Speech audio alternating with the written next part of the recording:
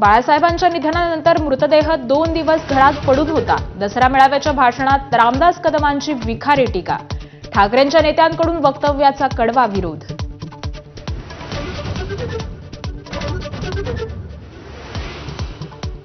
आम्ही एकत्र आलोय ते एकत्र राहण्यासाठी. राज ठाकरेंसोबतच्या युतीबाबत उद्धव ठाकरेंचे पुनरुच्चार. तर मराठीसाठी कायम एकत्र राहणार, ठाकरेंचा निर्धार.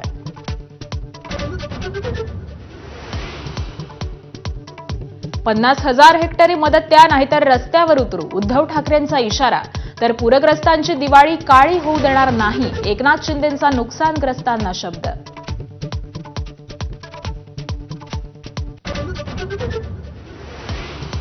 संघाच्या झाडाला विषारी फळं लागतील, उद्धव ठाकरेंचा हल्लाबोल.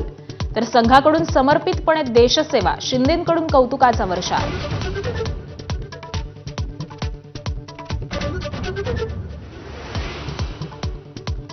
दसऱ्याच्या दिवशी केंद्राकडून महाराष्ट्राला मोठं गिफ्ट. केंद्रानं राज्याला कराचा 6,418 कोटींचा हप्ता वितरित केला.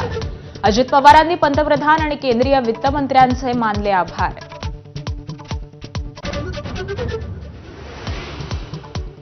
भारतातील सर्वात मोठं आव्हान लोकशाहीवरील हल्ला. राहुल गांधींचा कोलंबियात बोलताना केंद्र सरकारवर निशाणा. मोदींसह आरएसएसवर देखील टीका. तर भाजप नेत्यांकडून राहुल गांधींच्या वक्तव्याचा निषेध.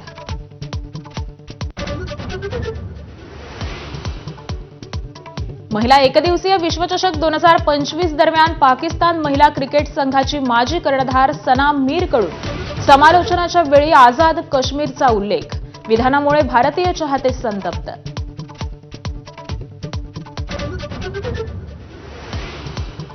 जगातील सर्वात श्रीमंत व्यक्ती इलॉन मस्क, $500 अब्ज एकूण संपत्ती असलेले पहिले व्यक्ती.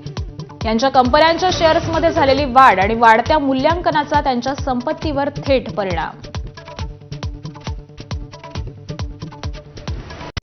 Headlines brought to you by Chitale बंधू.